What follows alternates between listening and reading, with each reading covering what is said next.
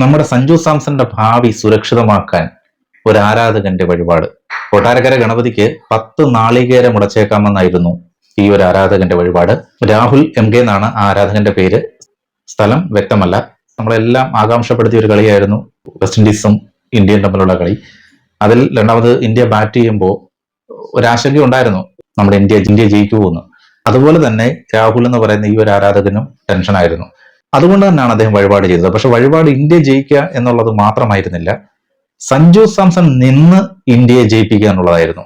അങ്ങനെ സംഭവിക്കുകയാണെങ്കിൽ സഞ്ജുവിന്റെ സ്ഥാനം തെറിക്കില്ല, സഞ്ജു ടീമിൽ നിലനിൽക്കുക തന്നെ ചെയ്യും. അതായിരുന്നു ഈ ആരാധകനും ആഗ്രഹിച്ചത്. അദ്ദേഹം ഗണപതിയെ പ്രാർത്ഥിച്ചു. ഗണപതി ആ ആഗ്രഹം അങ്ങോട്ട് സാധിച്ചും കൊടുത്തു. അപ്പോൾ ഗണപതി വാക്ക് പാലിച്ചപ്പോൾ തിരിച്ചും വാക്ക് പാലിക്കണമല്ലോ. എന്തായാലും രാഹുലും സുഹൃത്തുക്കളും ഗണപതി ക്ഷേത്രത്തിലെത്തി 10 നാളികേരമാണ് വഴിപാട് നടന്നത്. ആ 10 നാളികേരവും ഭഗവാനായി അടച്ചു. നമ്മുടെ സഞ്ജു സാംസൺ ഇതുപോലെ തന്നെ ഇനിയും മികച്ച രീതിയിൽ കളിച്ച് മുന്നേറട്ടെ. അതാണ് നമ്മളുടെ എല്ലാം ആഗ്രഹം. അതിന് ഗണപതി ഭഗവാൻ അനുഗ്രഹിക്കട്ടെ.